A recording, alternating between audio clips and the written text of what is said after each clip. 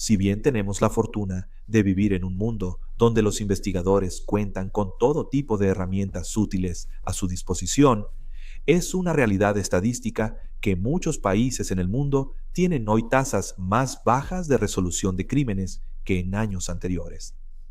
Como resultado, hay miles de casos que necesitan tiempo, recursos y determinación para poder ser resueltos. Acompáñanos en el episodio de hoy mientras examinamos 3 casos de personas que siguen desaparecidas en 2025.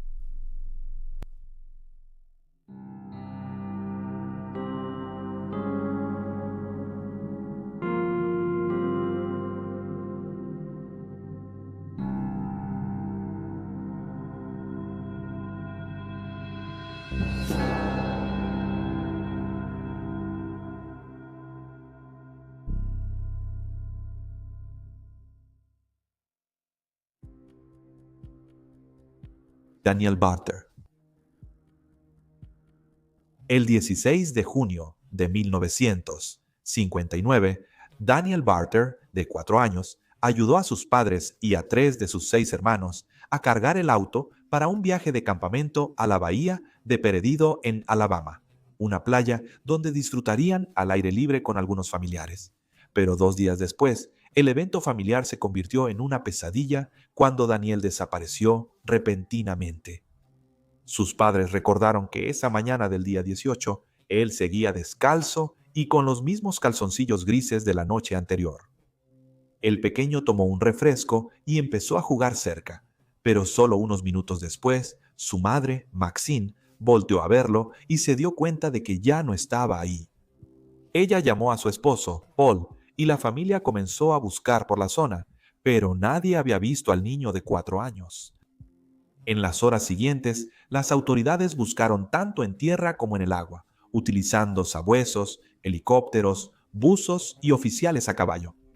La zona es pantanosa y hogar de depredadores, por lo que los investigadores pensaron que un animal lo atrapó. Varios caimanes fueron destripados en busca de los restos de Daniel, pero nunca se encontró nada. A pesar de los peligros de la zona en la que estaba jugando, muchos creen que Daniel fue arrebatado de sus padres. Su madre declaró que un mes antes de que desapareciera, vio un vehículo sospechoso estacionado frente a su casa. Al acercarse al conductor para ver qué ocurría, este se cubrió la cara con un periódico y huyó rápidamente. Por esa época, un vecino afirmó ver a un hombre espiando la casa de noche, especialmente la habitación del niño. Aunque los investigadores hallaron huellas bajo una ventana y tomaron moldes, esa pista no llevó a nada. No está claro si los moldes aún existen, ya que gran parte de los archivos antiguos del caso se han perdido o destruido. De manera similar, Maximina también declaró que la mañana de la desaparición de Daniel lo llevó a él y a uno de sus hermanos con ella cuando fue a una tienda local. Los dejó en el auto mientras entraba y al volver, el hermano de Daniel le contó que un hombre se estacionó junto a ellos y los miró antes de irse. Estos incidentes peculiares han hecho que Maximina y Pablo sospechen que su hijo les fue arrebatado. Maximina dijo que a su hijo no le gustaba el agua y dudaba que se acercara mucho a ella. La familia no cree que se haya alejado solo, ya que estaba descalzo y la maleza era espesa y espinosa, lo que dificultaba caminar. Los investigadores no encontraron pruebas que respaldaran ninguna teoría en este caso. Ni siquiera se recuperó la botella de jugo que había estado bebiendo. Daniel Barter, de 4 años, fue visto por última vez en Paradiso Bay, Lillian, Alabama, el 18 de junio de 1959. Es un hombre blanco, de cabello castaño y ojos marrones. Al desaparecer, medía 90 centímetros, pesaba 23 kilogramos y usaba boxers grises. Tiene cicatrices en los dedos y en la lengua. Puede usar el apodo Danny. Si todavía está vivo, tendrá 70 años. Lamentablemente, los padres y un hermano de Daniel ya fallecieron. Sin embargo, sus hermanos todavía están buscando respuestas. Quien tenga información sobre el caso puede contactar a la oficina del sheriff del condado de Baldwin al 25-19-3 370202.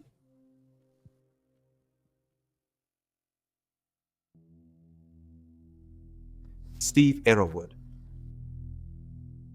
Steve Lewis Arrowwood Jr., de 19 años, fue visto por última vez el 3 de abril de 1975 en Gastonia, Carolina del Norte. Esa noche cenó con su hermana en los apartamentos Fair Forest y luego salió con un amigo. Dejó a su amigo a las 10:30 p.m., pero nunca regresó a la casa de sus padres en la cuadra 400 de Chestnut Street y no se ha sabido nada de él desde entonces. Según su familia, él ya se había ido abruptamente antes, el 9 de marzo de 1975. Dejó una nota, pero no dijo a dónde iría. Descubrieron que retiró $815 de su cuenta de ahorros. 11 días después, sus padres recibieron una carta en la que decía que estaba bien, a salvo y que tenía un nuevo trabajo. Después se supo que Steve viajó a Dallas, Texas, para ver a su novia, una mujer casada de 30 años. No está claro cuándo o cómo se conocieron. Ni ella ni su esposo han sido nombrados públicamente. El esposo de la mujer era conductor de camiones de larga distancia, según informes. El 30 de marzo, él los sorprendió juntos y amenazó con matar a Steve. Para evitar morir, la mujer viajó a Luisiana con su esposo, según informes. Steve volvió con sus padres al día siguiente. Su familia dijo a los investigadores que no creían que Steve se fuera para siempre esta vez, ya que dejó un cheque sin cobrar de $500 de un reembolso de impuestos sobre la renta. Desafortunadamente para Steve, la desagradable situación que había soportado en Texas aún no había terminado. Al volver a Carolina del Norte, empezó a decir a sus amigos que creía que lo seguían. Específicamente, él creía que el esposo de su novia lo estaba siguiendo. Mientras salía con su amigo el día de su desaparición, Steve vio el auto que pertenecía al esposo de su novia y el vehículo lo siguió en un momento mientras conducían. Horas después de dejar a su amigo, el auto de Steve fue hallado cerca de la alberca en los apartamentos Fern Forest. La puerta del auto estaba abierta y las llaves estaban en el encendido. Sus pertenencias seguían adentro y un par de calzoncillos de hombre estaba en el suelo cercano. El 7 de abril, 3 días después, llegó una carta a su casa dirigida a él. Había llegado de Nueva Orleans, el mismo lugar al que su novia se había ido con su esposo. Los investigadores abrieron y leyeron la carta, pero dijeron que no tenía información útil. La mujer aseguró que no volvió a ver a Steve tras su partida de Texas. Su esposo fue localizado y entrevistado 2 semanas después de la desaparición de la joven de 19 años, pero se negó al polígrafo y fue liberado. No está claro si él es oficialmente un sospechoso en el caso. En marzo de 1980, hallaron a un hombre no identificado en los bosques del condado de Robeson, Carolina del Norte. Se determinó que el hombre murió por homicidio probablemente entre 1979 y principios de 1980. En un principio se pensó que los restos óseos eran de Steve, pero pronto se descartó esa posibilidad y el hombre no identificado sigue sin ser reconocido. Steve fue descartado como el John Doe del condado de Will, víctima de homicidio en Illinois en 1998 y como el John Doe del condado de Vernon, hallado en Missouri en 2000. Ambos John Does están en pruebas de genealogía. No hay actualizaciones recientes sobre el caso de Steve. El principal sospechoso es el esposo de la mujer con la que Steve tenía una aventura, y Steve no parece tener problemas con otros. Steve Arrowwood ha estado desaparecido de Gastonia, Carolina del Norte, desde el 3 de abril de 1975. Es un hombre blanco, rubio y de ojos azules. Mide entre 5 pies, 8 y 5 pies, 9 pulgadas, y pesaba alrededor de 145 libras al momento de su desaparición. A veces usa su segundo nombre, Luis, y tiene una marca de nacimiento rojiza y una pequeña cicatriz en la barbilla. Si aún vive, tendría 68 años. Sus padres ya fallecieron, pero sus 4 hermanas siguen buscándolo. Si tienes información sobre su desaparición, contacta al Departamento de Policía de Gastonia al 70-48630.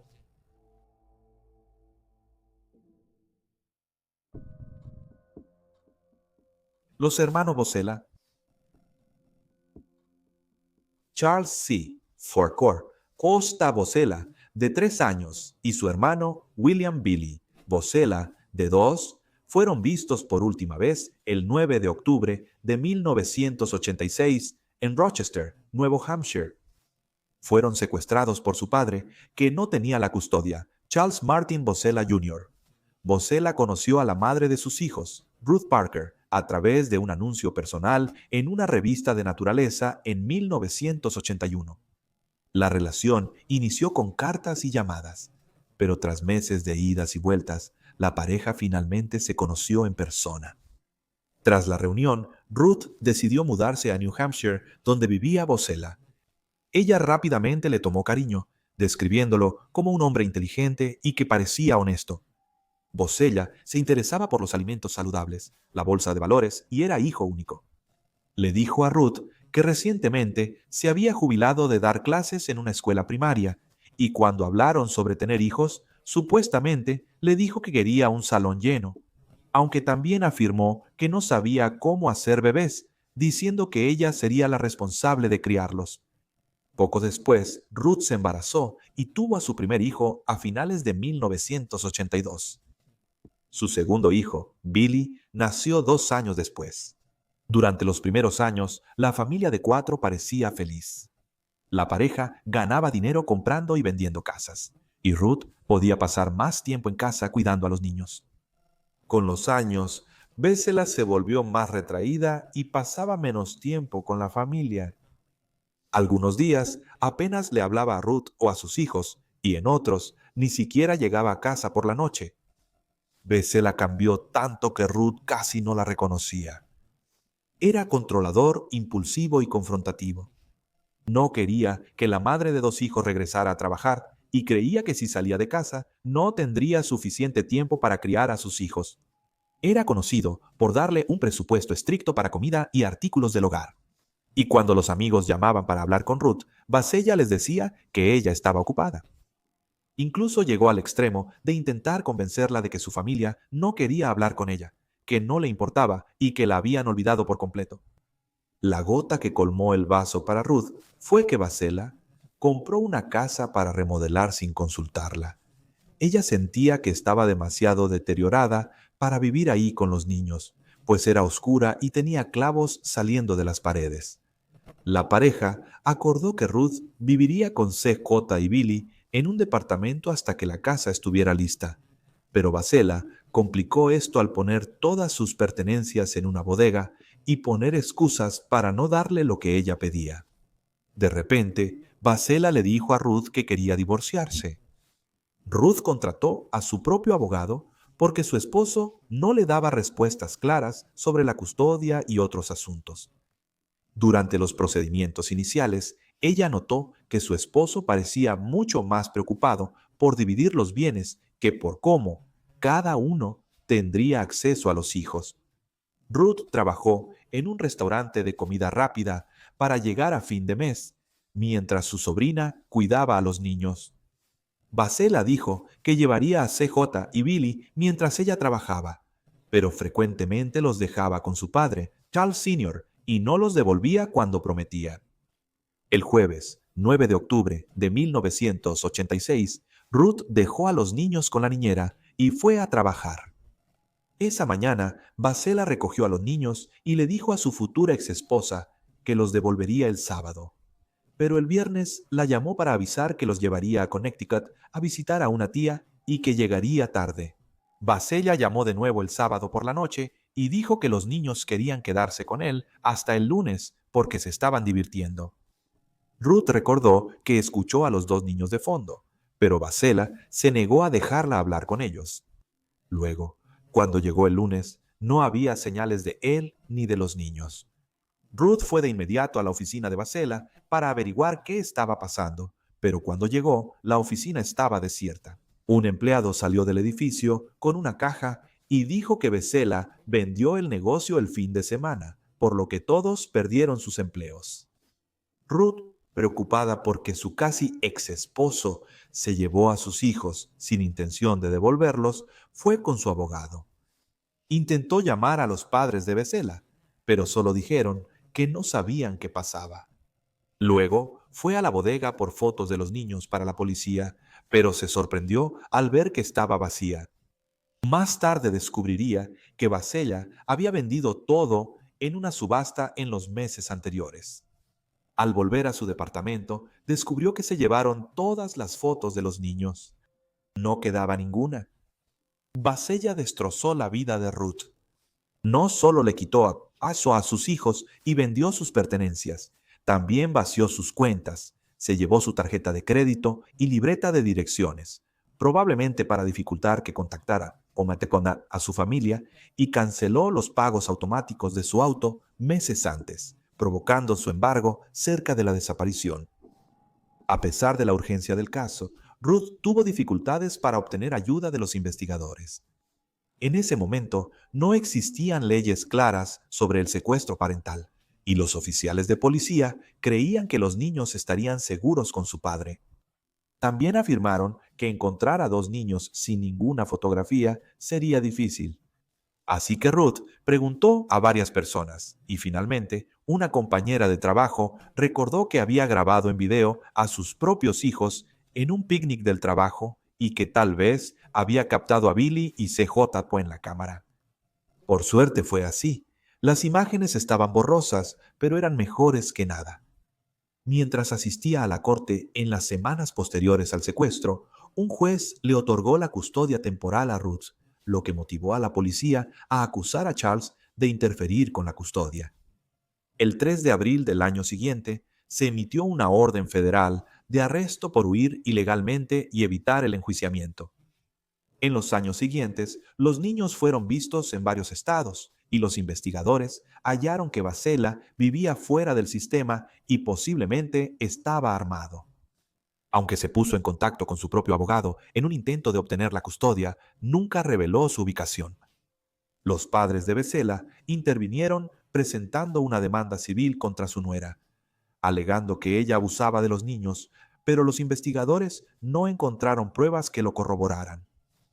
Finalmente surgió una pista prometedora después de que Ruth contrató a un investigador privado. La nueva novia de Becela contactó al investigador privado y afirmó que él vivía como Carlos Charlie Wilson y que había cambiado el apellido del niño. Vivía en una zona rural de Oklahoma y educaba a los niños en casa.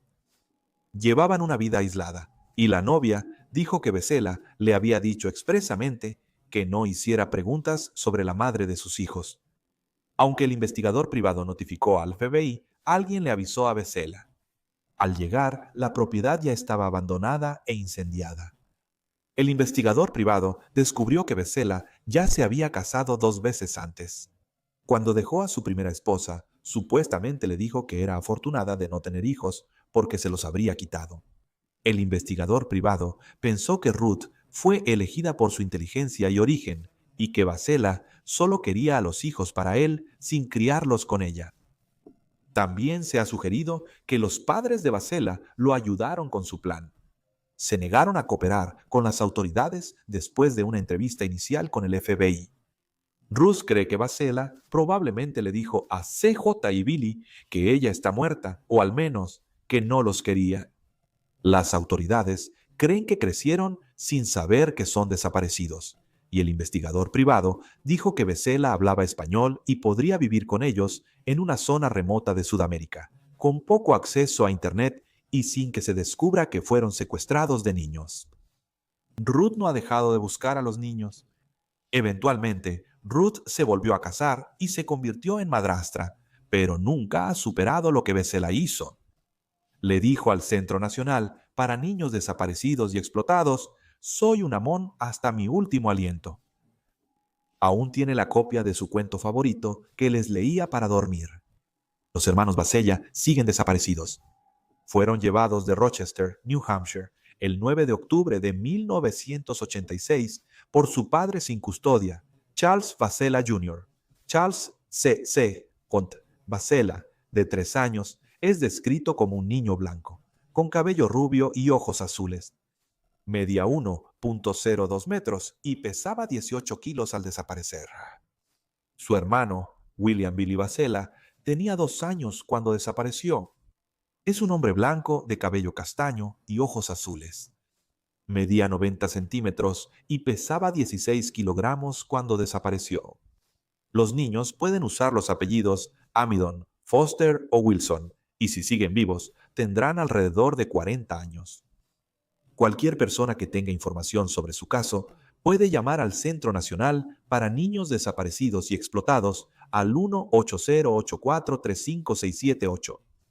Su padre, Carlos Bessela Jr., es buscado por el FBI y hay una recompensa de $25,000 por información que lleve a su paradero o al de su hijo. Bessela tiene vínculos con Oklahoma, Nueva Jersey, Pensilvania, Connecticut y Florida. Es un hombre blanco, cabello castaño, ojos azules, mide 1,85 metros y pesa unos 102 kilogramos.